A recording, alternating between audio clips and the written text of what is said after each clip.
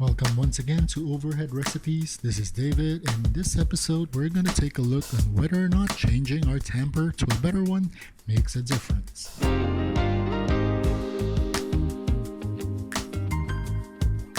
Again, if you're new to this channel, we'd love to have you on board. Give us a like and a subscribe, and drop any comments you want with regards to the Breville Barista Express or instant pot cooking. But for the purpose of this video, we'll focus on this week's issue of whether or not a tamper makes a difference.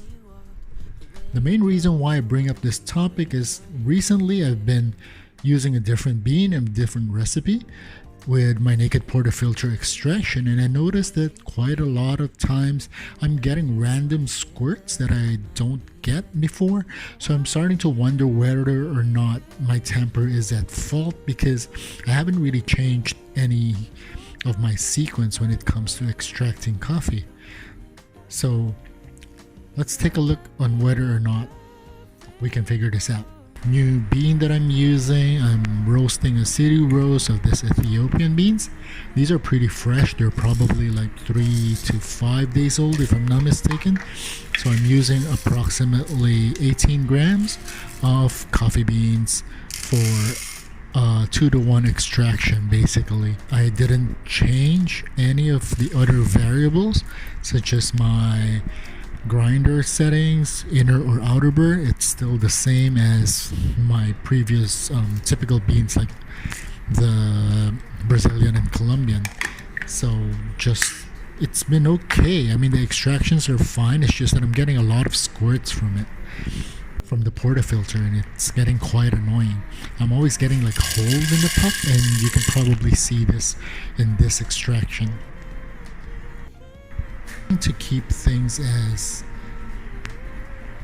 uniform as possible for this experiment, I know that with human intervention and the lack of those auto puck machines, there's going to be some variances, but I'm just going to do my best to go through my normal routine, my normal temp pressure and all that jazz.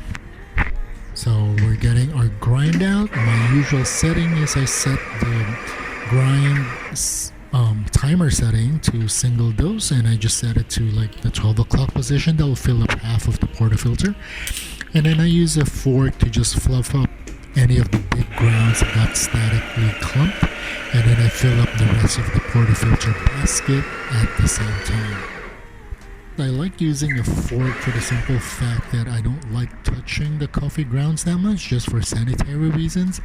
But I do understand that without the funnel, I haven't bought that one yet. The tendency of some clumps falling over just like that is pretty common, but it's not that big of a deal. It's probably less than like 0.2 of a gram or something.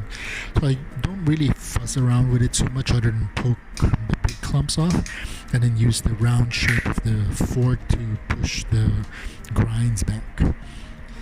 So I'm gonna put the distribution tool vertically down as best as I can, give it a couple of spins, and the distribution tool doesn't push the grounds down that much. I don't feel a lot of resistance to it. To use the standard Breville puck. Honestly, it's quite convenient because it's just stuck up there in the unit, magnetized. But I kind of noticed that that there is some gap between the portafilter basket and the tamper itself, and I don't know if it's because our machine is at least 3 years old, and you can see that there's like more than a millimeter or 1.5 of gap in between the two, and it kind of bugs me a bit because whenever I tamp, I try to tamp as even as possible, and then especially with a naked portafilter where you can put it flush to the table, I still get a bit of the grounds at the wall of the basket, as you can see here. It's really not that big of a deal. I mean, it doesn't fall off or anything like that. It's just kind of annoying that it's there.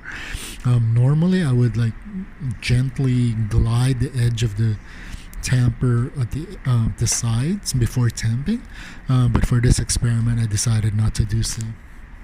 So we stick it in, and just for uniformity's sake, we're going to use the scale and the timer to get the extraction.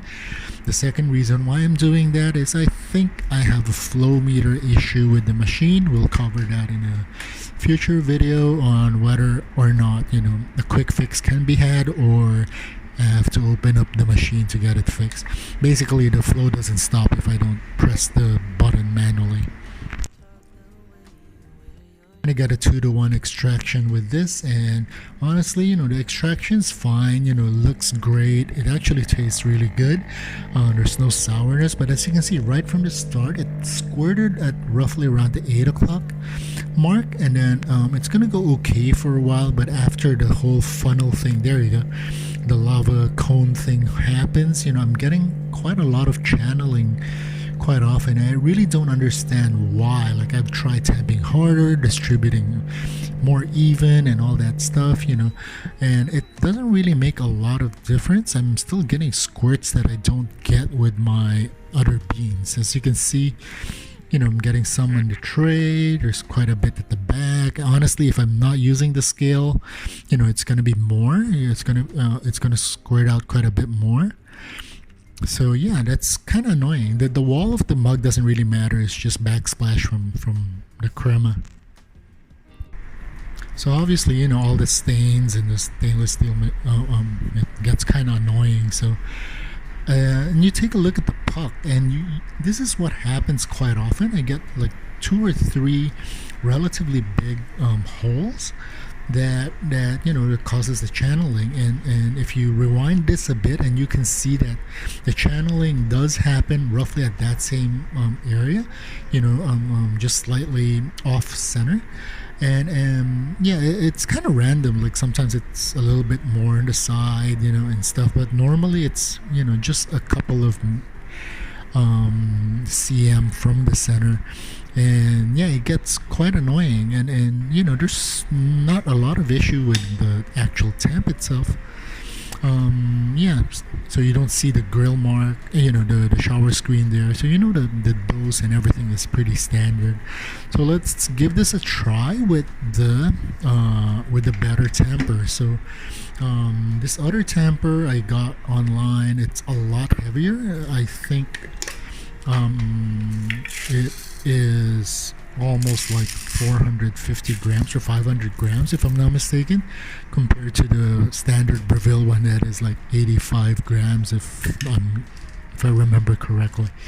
So again, let's do the same thing. Get the 18 grams of beans weighed, and then we'll throw it in the hopper, and nothing changes with the grinder settings.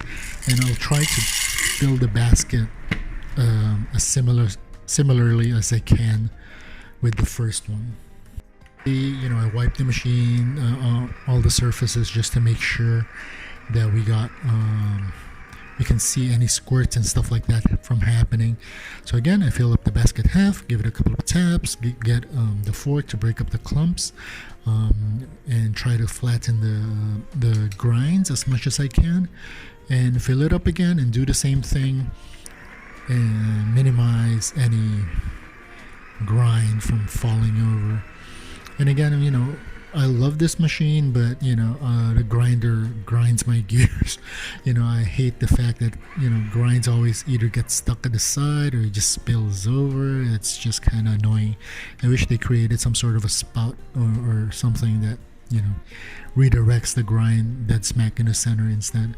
So again, I'm poking the grind, the big clumps up, and things like that. Nothing too serious. And then I use the fork to just kind of redirect some of the wayward grounds before I use the distributor. Again, I put the distributor on and make sure I don't spill stuff, and just give it a couple of spins, and then we will start tamping with the new tamper. Leave a link in the description for the tamper. I'm not quite sure if it is available in your market, but I got this from China, I think. Yeah, from Taobao. And yeah, as you can see, this is a nice chrome heavy tamper.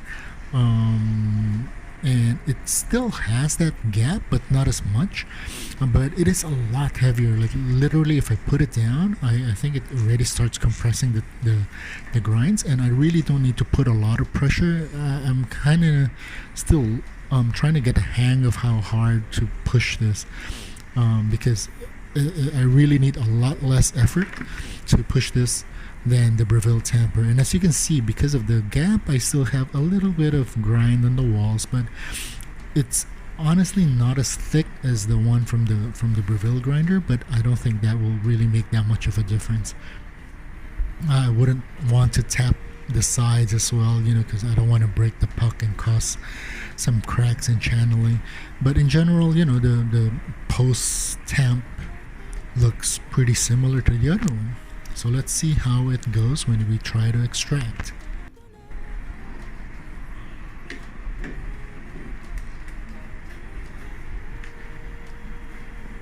Same banana, grab the scale, tear it, and make sure that none of the stains that I had before were there, just for comparison's sake. I'm not quite sure if it will show in the camera that well, compared to actual, but hopefully you can see the difference. Again, this is a manual program pull, meaning I press the manual button and then I press the 2-cup button, and then I will press the 2-cup button again when I hit the volume that I want out. With this bean, I normally extract from the time I press, including pre-infusion, to final, is around 25 seconds or so. When I started this, you can see that I had one initial squirt that dripped to the side, but after that, this looks a lot better. Like I don't really see like a big amount of, oh, there it is, but yeah, there's still some like milking a cow squirt going on there a little, and I'm not really quite sure whether it's my technique or something else. To be honest, I literally am using this tamper for the first time. I just got it last night and I'm using it right now just to show you how it goes. But just by comparison, I guess the squirt was not as bad as the first one. I still got the squirt. Ideally I shouldn't, but I still got the squirt a couple of times, but it wasn't really that wild, so to speak. But what's interesting actually is when we take a look at the puck. Now you take a look at the puck right now, I don't really see a lot of as big of a issue, and then the first one, yeah, I still see some I probably have some unevenness in tamping, but I don't see a lot of big channeling holes like the first one is. You can see from this one, it's a little tilted. I didn't tamp it that evenly, but I don't have any big channeling holes going on, and I think it is something that has to do with the angle of my tamp, because I can see a little bit of the shower screen grid going on there, but not too much. So that is really, really interesting, because it seems like the tamping really makes a big difference, especially with this 54 millimeter portafilter. Like what I said, the standard Breville Tamper comes in at 82 grams, but the chrome tamper that I got right now, this solid chrome one, goes in a whopping, oh, I was wrong, it was actually 664 grams rather than 500. So that's a huge difference. That's like more than 6x difference between the two. So I'm just out of curiosity, like if I pour some grounds on a plate, on the back of the plate, for example, just out of curiosity, I'll spread it out a bit. I realize I should have used a lot less. I don't know why I got like 20 grams of coffee and just wasted it right now just for this example. But as you can see, I put a bunch of ground untamped, undistributed, it's just there, and I'm just not pushing it down. I'm just putting the tamper down, and you can see that the Breville kind of follows the contour of the ground because it's so light, while the other one sits quite a bit deeper. I know that, the surface is not that level. If I just like lightly, push it down as hard as I can, because of the lightness of the Breville, it kind of spins around and then slides across the surface a bit more than the heavy one. And you can take a look. If I lift it up and we take a look at it from the top, I think you would probably agree that the one on the right with the heavier tamper has a much more even and finer surface than the one from the Breville. I think honestly that's all I have for this week. That I think the tamper really makes a big difference in the experience and consistency of making your espresso, especially when it comes to the squirts and stuff like that with the naked portafilter. I honestly do not taste a lot of difference between the naked portafilter and the standard double spout that comes with the machine. Okay, this is just an add-on after a couple of days experimenting in this, and I have to say that it with more practice, after probably another 8 shots, 10 shots or so, and I got the hang of the new tamper, I can honestly tell you that the squirting has almost disappeared right now. I don't have a video for it, I'm sorry about that, but regardless of what kind of beans I use, I tried to use this Ethiopian single origin bean. I tried to use my Guatemalan Colombian blend. I tried to use my Brazil beans. They all came out okay. I didn't get any like major squirts at all. A lot less than this video. And after a while, you get the hang of the weight of the tamper, and you just like push it gently, and you'll reach that point of proper tamping pressure. I think if you have like 50 to $80 to spare, try getting a better tamper than the Breville one. I think any tamper would be better as long as it's like made of metal or wood, a solid metal or wood, rather than a hollow plastic like the one that came with the machine. Give that a shot. Let me know how it goes. I hope this video made it interesting for you. And again, please like, comment, and subscribe to the channel. Thank you so much for watching. I'll see you in the next video. Ciao.